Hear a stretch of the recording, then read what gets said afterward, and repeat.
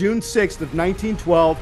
The night before, things were starting to get a little bit dark and scary, and then all of a sudden, this huge eruption happened, and Eric, it was so remote, I don't think the natives in the area knew what was going on. It was just this huge eruption, a huge sound, the sky got dark, you had people that tried to escape on canoes. Welcome to the Creation Today Show, where we bring together interviews with experts and solid Bible teaching. Your host, Eric Hovind, affirms the ultimate authority of God's Word, the truth of creation, and why it matters to you. Today, I'm going to show you how the biggest volcanic eruption of the 20th century, we're talking 30 times more powerful than Mount St Helens, points directly to a global flood described in the Bible. It is the true story of a dangerous journey through untamed wilderness up in Alaska to a place called the Valley of 10,000 Smokes. And the evidence we found, it's going to blow you away. Welcome to the Creation Today Show, guys. I'm your host, Eric Hovind. If you're new here, we're on a mission to just simply disciple the world, turning stumbling blocks of bad science and modern culture into stepping stones to know the absolute truth.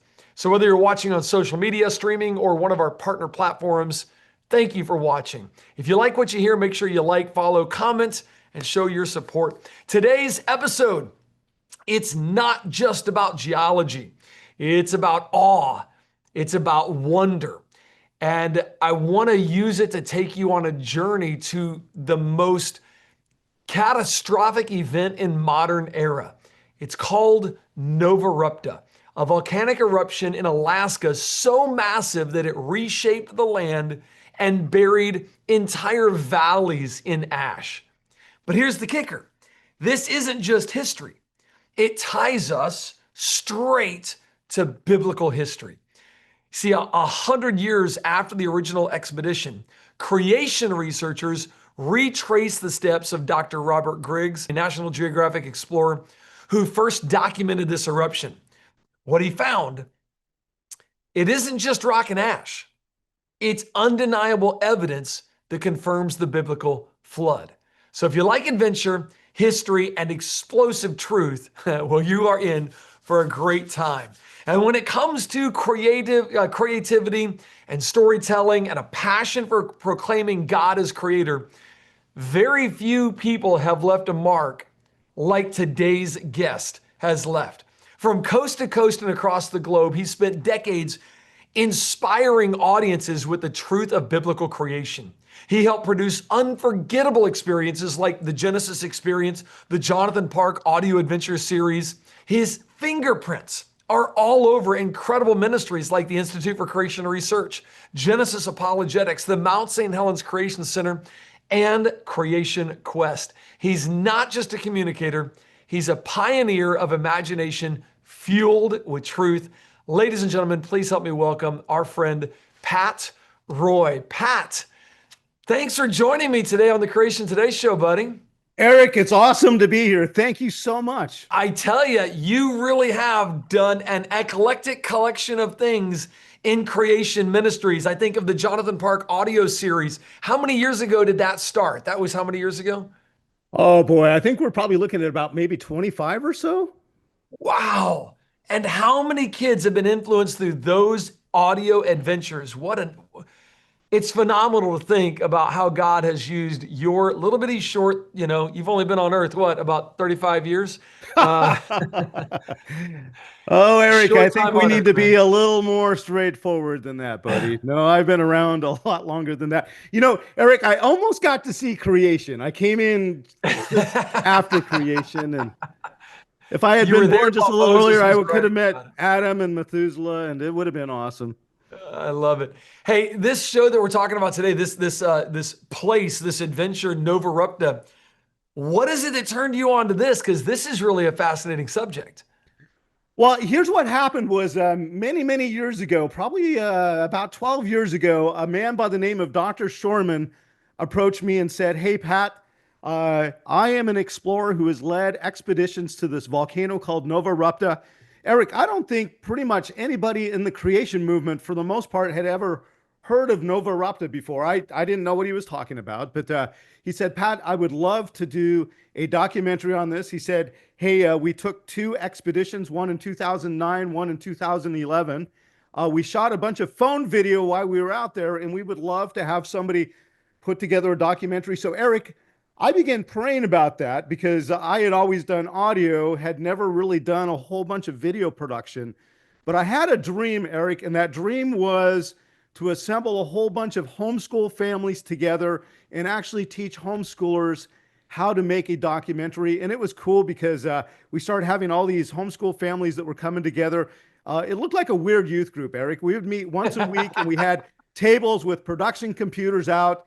And these kids had helped us with Jonathan Park. They also helped us with Dr. John Whitcomb's broadcast. They produced his weekly feature. And I came to them and said, what if we did a full-length video production? And it was so cool. We had students that were writing scripts. We had other ones that were doing research. And we had some of the kids doing copywriting and all that stuff. And so it was really cool because these kids were super excited. And then I ran into Dr. Dan Biddle, and he is with Genesis Apologetics. And Dan was so kind. He said, Pat, I'm going to help you finish this. And so he financed it.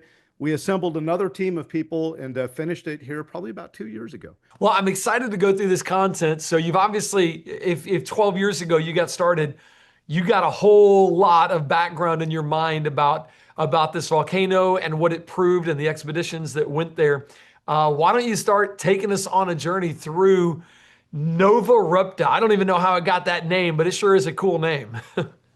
Yeah, so Eric, basically what happened was it was June of 1912 is when June 6th of 1912, the night before things were starting to get a little bit dark and scary. And then all of a sudden, this huge eruption happened. And Eric, it was so remote that I don't think the natives in the area knew what was going on. All of a sudden, there was just this huge eruption, a huge sound. The sky got dark. You had people that were living close by that tried to escape on canoes. You had people that were fleeing.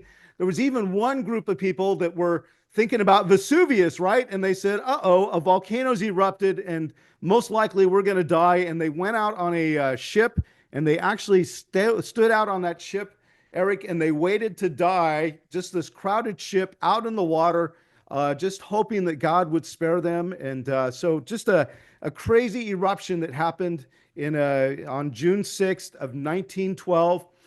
It is so remote that nobody went out to the volcano until 1914.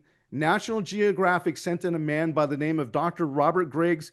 He was a Christian man. He led 4 different expeditions to Novarupta and just wrote down all of the amazing research and all the crazy adventures. Because, Eric, if you can imagine, going out to this volcano isn't something you just drive to. You've got to get out there, and they fought pumice storms, quicksand. There were rivers that could wash them away. On the edge of the wilderness, before you get out there, there's a ton of bears. And so there is so much adventure. And so when Dr. Shorman first came to me and said, Pat, I'd like to make a documentary about this, I said, let me think about it. Yes, because there was just amazing stories of both Dr. Griggs and then Dr. Shorman repeating the expedition again. And so just a great adventure. So anyway. Oh, man. Well, get into it. I'm ready to hear how this unfolds. Like, this is all the way up in Alaska. And you're right. I mean, the expedition that they took in 1914, this isn't just, pack a tent, overnight camping. This is very long extended trip just to be able to make it up there to where they're at. Right, exactly. So I've got a map up on the screen now that kind of shows you. So Eric, it's next to Katmai Park, and so the way that most people think about it is it's in the peninsula. And if you think about that video or those pictures where you see the bears with their mouth open and like the salmon are jumping into their mouth, do you know which one I'm talking about? Everybody's seen that picture. That's actually Mount Katmai, and that is right next to where the eruption took place. All right, get into this. Tell us this story, man. Okay, so basically what happens is Dr. Robert Griggs, clear back in 1914, were leading these expeditions, and he knew that there was a volcano that blew up there. And so he started leading these expeditions. One night, Eric, he is out on this expedition, and they've got a base camp set up. And all of a sudden, there's this huge, huge windstorm, and it starts just ripping apart their tents. It starts blowing away all of their equipment, and they realize they've got to flee down into the valley to get away from these winds. As they're trying to flee away from this, it actually lifts Dr. Griggs up into the air, carries him down the valley, and fortunately it drops him into a pile of soft pumice, and he survives. Just an incredible story of expeditions. One day he was headed out with two of his fellow team members, and they went out to check out some of the areas that they had not explored yet. One guy's name was Church, and Church had eaten too many flapjacks that morning, and he was feeling so full that he decided not to go on the expedition, which left Dr. Griggs and a guy by the name of Folsom, and they headed out to check out this unexplored area. And all of a sudden, they crested above this ridge, and they saw this valley, and this valley was just full of all these smokes. They call them the Valley of 10,000 Smokes is what he actually named it. There was just volcanic vents as far as he could see. And as he was describing it, he said it looked as if all of the steam engines in the world were brought together in this valley, and that all of them were released just to create all this steam. And so, Eric, just amazing adventures as they're going along. The way they would cook their meals sometimes is actually on these vents, right? So here's a picture, by the way, of all the people above on the boat that I told you about. A whole bunch of people just trying to get away, just get off the land. They just figured get off the land and they'd be safe. Is that the idea there? Well, no, they thought they might have a better chance, but they were still convinced that it was all over. They thought this was over. And can you imagine? They stood there for days. Can you imagine? Look how crowded that is. You know what I think about, Eric, is questions come to mind like, what do you do about using the restroom? I don't know. But here are these people all just huddled together, convinced that they were going to die, just kind of waiting to see what was going to happen. Here's a picture of Dr. Griggs himself. He's the one who led those original expeditions.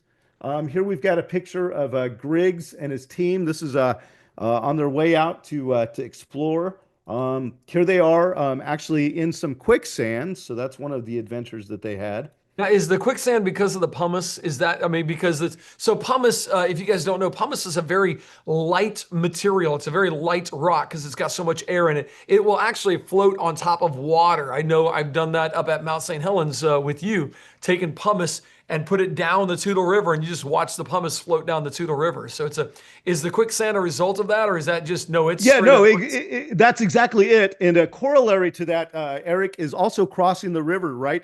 Matter of fact, a lot of times when the adventurers would cross the river, they would have a huge stick, and they would need to use a stick to probe ahead of them, because as that pumice floats, it may look like you're seeing the bottom of the river or something. You don't know how deep it is, and all of a sudden you could just step off and fall into a chasm, and it could just sweep you down and over a waterfall, right? So a lot of times the adventurers were using sticks to try and to feel their way through the river. Here's a picture of some of the fissures that you see. Hang on, that's the 10,000 Smokes, isn't it? Yes, that's the 10,000 Smokes. You know, Eric, they actually had the ability to shoot video back then. They had just started being able to shoot video. So what's kind of cool is we actually have some video from those original expeditions with Dr. Griggs. Here they are measuring the temperature of what they call the fumaroles, right? So they've put some equipment down inside of that. Okay, hey, Gary wants to know, go ahead. Are those vents still there today? I mean, this is it has calmed down for the most part. There are still a few places where you can see some of the vents, but for the most part, it looks almost the same as it did after the eruption, except for you haven't got all the steam that's coming up from those vents anymore. Okay, here we go. First look at Novarupta, all right? Big drum roll. There it is. Wait, what? That doesn't look like a volcano, does it? No. In fact, the first time Dr. Shorman sent me a picture of Novarupta, I was like, Dr. Shorman, where's the volcano in the picture? I keep seeing this pile of rocks, right? And so the story with that, we'll get into that in a little bit, but Novarupta wasn't your standard volcano that was a mountain that all of a sudden erupted. It was a vent that erupted out of a valley, and we can talk about how that happened in just a little bit. Okay, here's some more pictures of their base camp. Here's a picture. Remember how I told you that Dr. Griggs' base camp was wiped out and he was blown down the valley? There's their base camp after it was done. Here they are cooking some of their food. That's literally over a hot vent they're cooking. That's a long pole. That's funny. Now, this is really cool. And Eric, this has some huge consequences or implications for creationists, because when the eruption took place, there was 4 mountains that actually collapsed. And when they collapsed, one of them, like Falling Mountain, actually slid into the Katmai Canyon. It blocked the Katmai River, and basically it backed up and created a huge reservoir.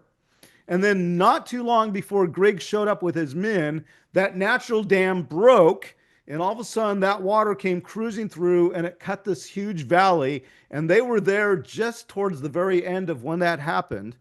So, there's a lot of different people working on Grand Canyon and how it was formed. But Eric, as you know, there's one camp of young Earth creationist geologists who believe that that might be the model for Grand Canyon, right? Is that the floodwaters came, that a lot of it got backed up behind a natural dam, and then those layers of the Grand Canyon were able to harden, and then all of a sudden that natural dam broke, and then all of that water came cruising through and cut the valley. Well, that's an idea for the formation of Grand Canyon, right? When we look at Grand Canyon, we can see that it's a quick erosional event.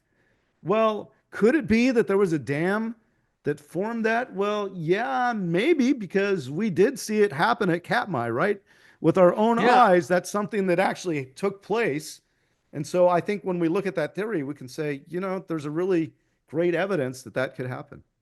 It's really amazing how much this corresponds to the exact same thing we saw at Mount St. Helens, because you and I hiked down to the to that valley where the Toutle River is now running through, and it actually carved out all of that in a matter of hours, not over long periods of time. So this looks like the exact same thing as what we see there.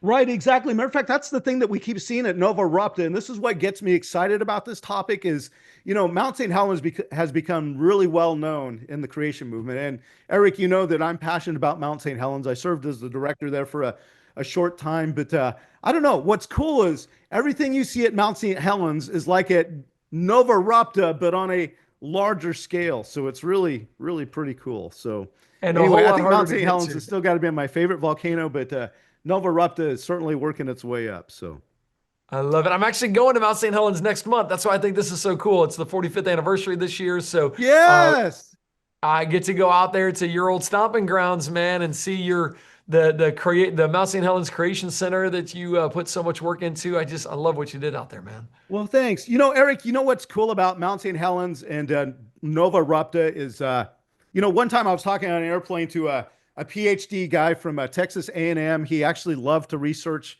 evolution, and we were talking about the young Earth. He said, "I don't see how you can believe that the Earth is young." And so I said, I was talking to him about all kinds of things, and finally I said, Mount St. Helens, we saw 200 layers laid down in 3 hours. We saw entire canyon systems form in just a matter of days and weeks. And he said to me, "No, I don't really think so."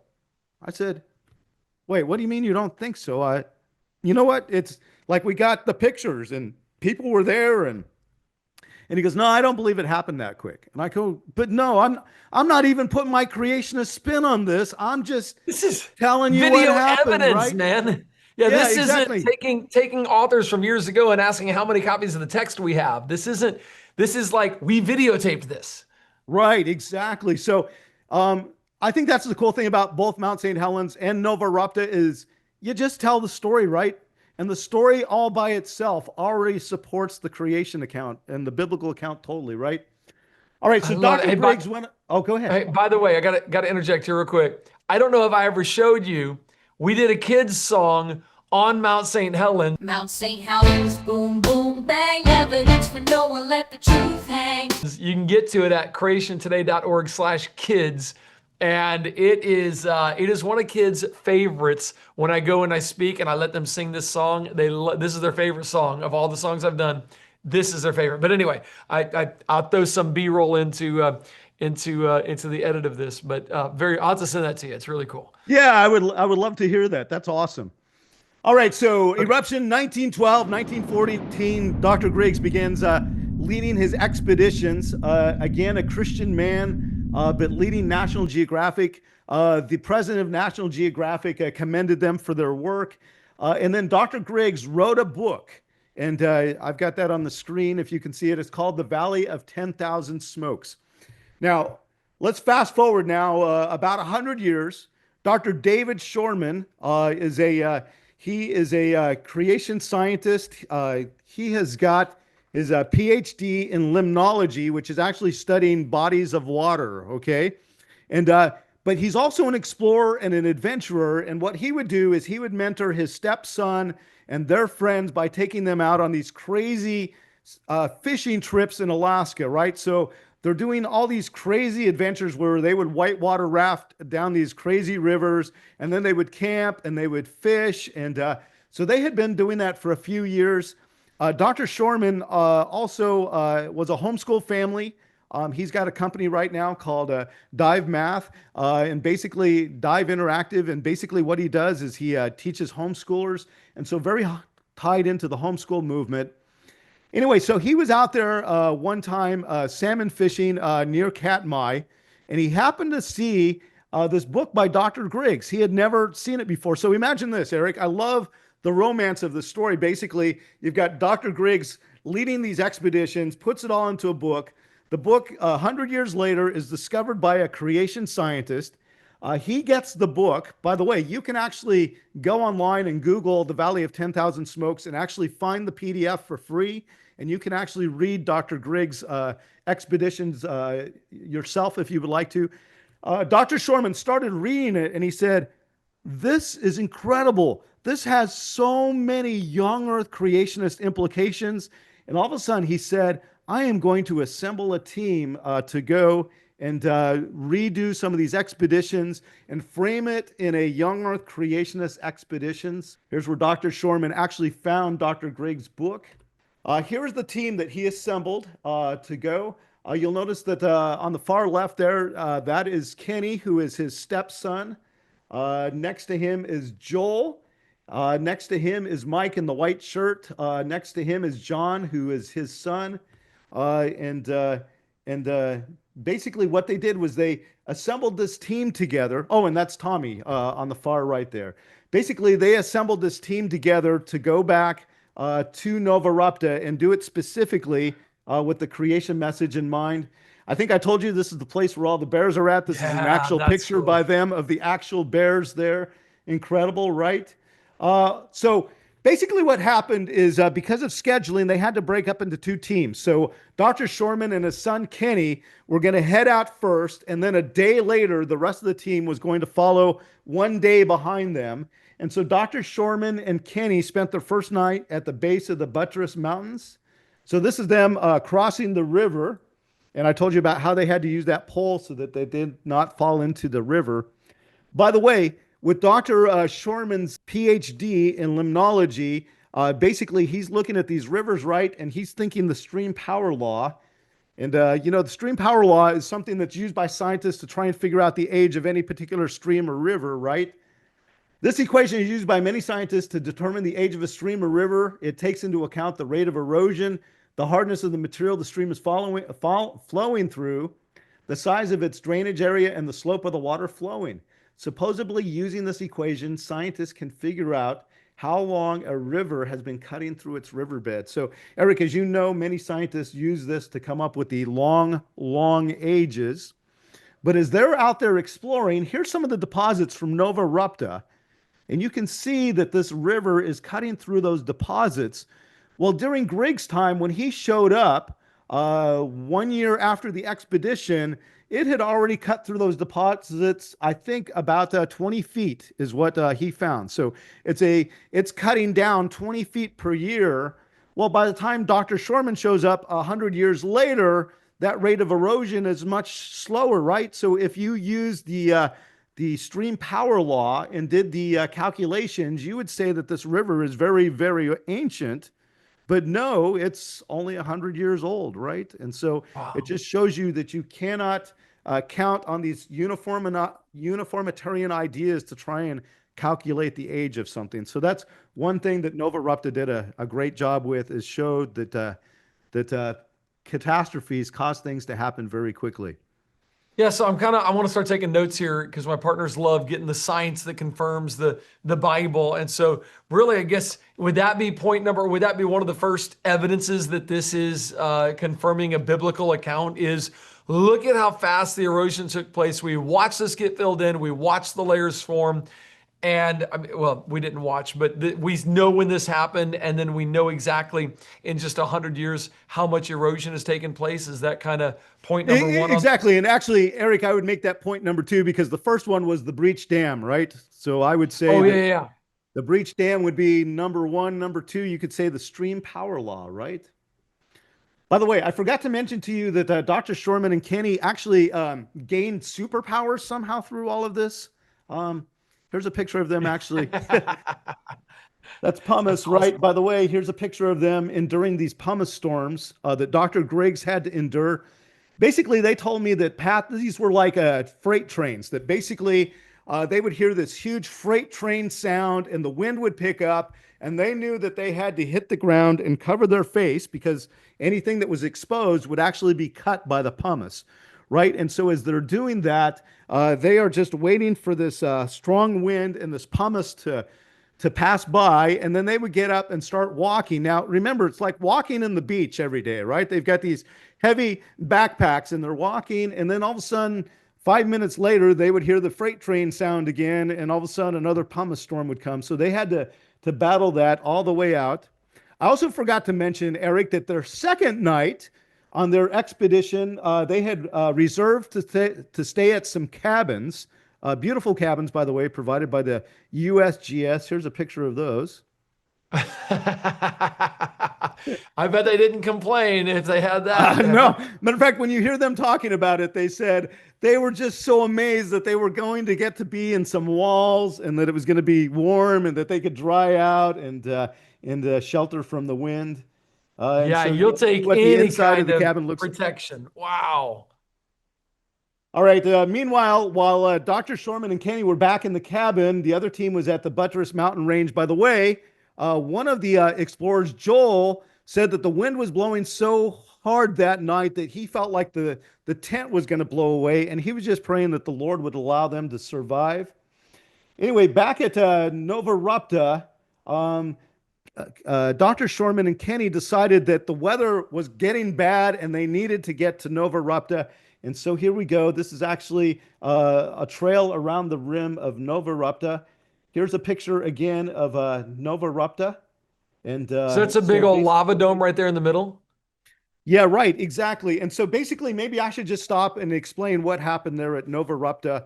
And Before you do, yes, I'm sir. going to have to let social media go here in just a second. So we've gotten through a couple proofs, the breach dam theory, the erosion can happen incredibly quickly. So really showing that catastrophism is what explains the landscape of what we see around the world today. And that's exactly what Noah's flood would communicate is, hey, there was a catastrophe all over the planet.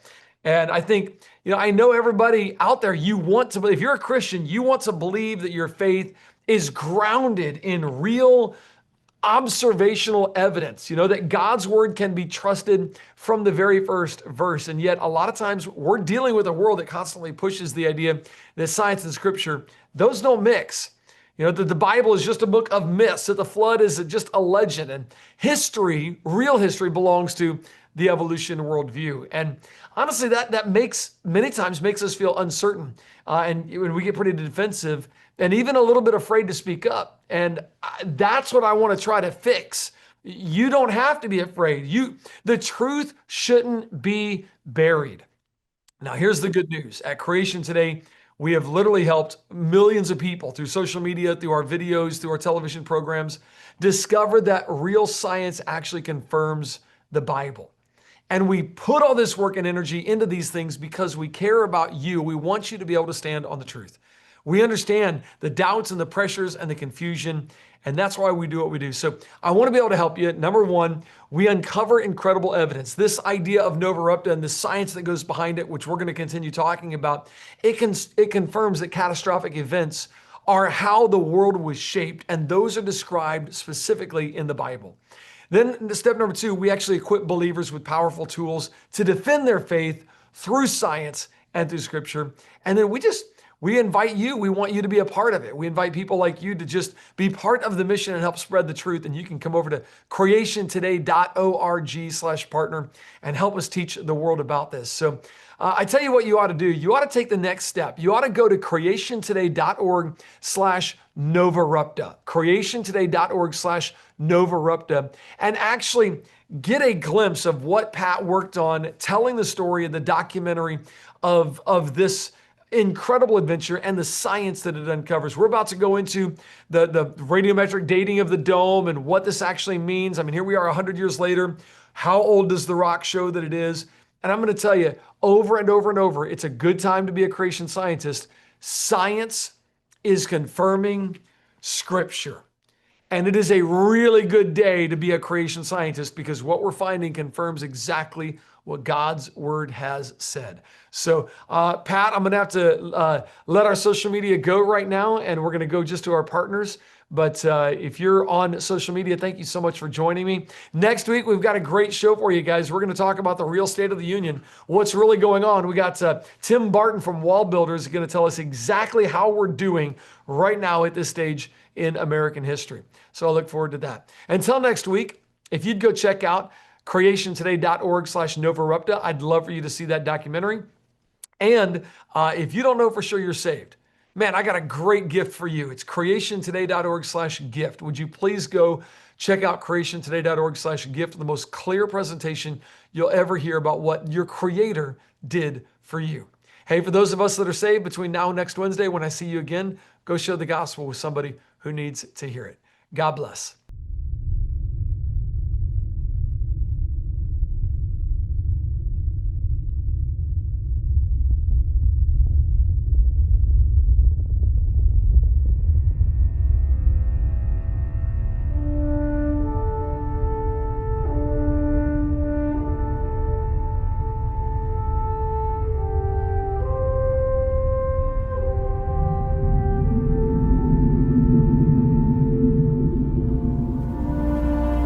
Today I saw a sight no human being has ever laid eyes on.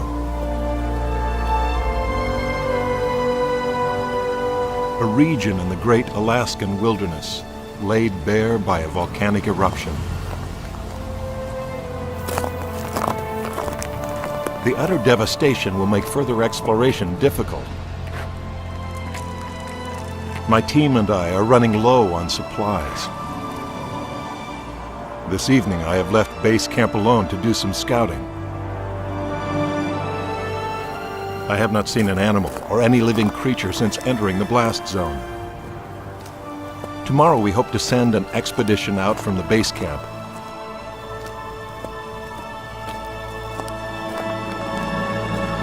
I'm overwhelmed by the amazing power of one volcano to completely change the entire landscape. We have pitched our tent away from the danger of avalanche from the rocks rolling off the mountains around us. This is such a harsh environment.